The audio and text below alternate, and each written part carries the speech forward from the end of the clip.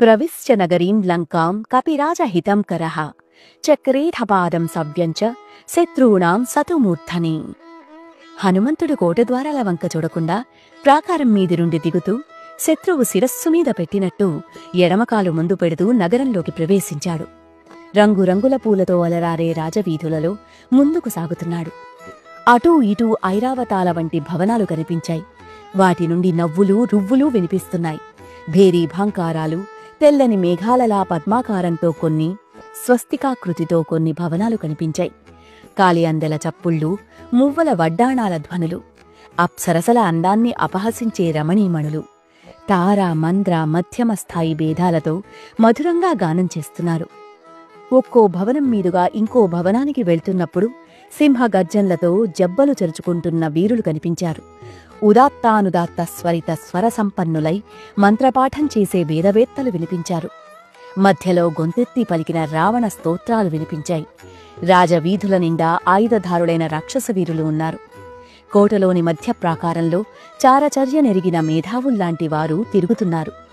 వృషభ చర్మాలు ధరించిన యజ్ఞ దీక్షితులు, జటాజూటధారులు, ముండిత శిరస్కులు, దర్భాయుధధారులు, అగ్నిగుండాలే ఆయుధాలుగా కలవారు, దండ ముద్గరాది ఆయుధాలతో అలరారేవారు, ఏకాక్షులు, ఏకకర్ణులు, లంబోదరులు, భీకరాకారులు, వంగిన ముఖాలవారు, వికృతదేహులు, పొట్టివారు, శతఘ్నులు, పరిషులు పట్టి తిరిగే కవచధారులలో పొట్టి పొడుగు కాని అంత లావు మరీ సన్నం కానివారు ఉన్నారు.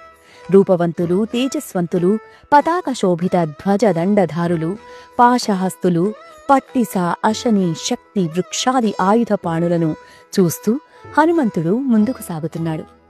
మంచి గంధం పూసుకుని, సువాసంలీనే పూలమాలలు వేసుకుని రత్నాభరణ భూషితులై విహరించేవారు గోచరించారు.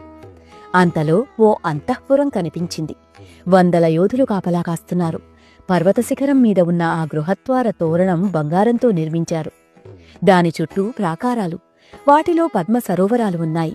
మత్తగజాలు, ఉత్తమ జాతి అశ్వాలు, రథాలు, విమానాలు, మృగాలు, పక్షులు, రత్న మాణిక్యకాంతులతో గోడలు ధగధగలాడుతూ కనిపించాయి. ఎక్కడ చూసినా అగరుగంగ రూపం. అంతఃపురంలోకి హనుమంతుడు అడుగుపెట్టాడు. అప్పటికి పండు వెన్నెలలు చిమ్ముతూ ఆకాశ మధ్యానికి చంద్రుడు చేరాడు.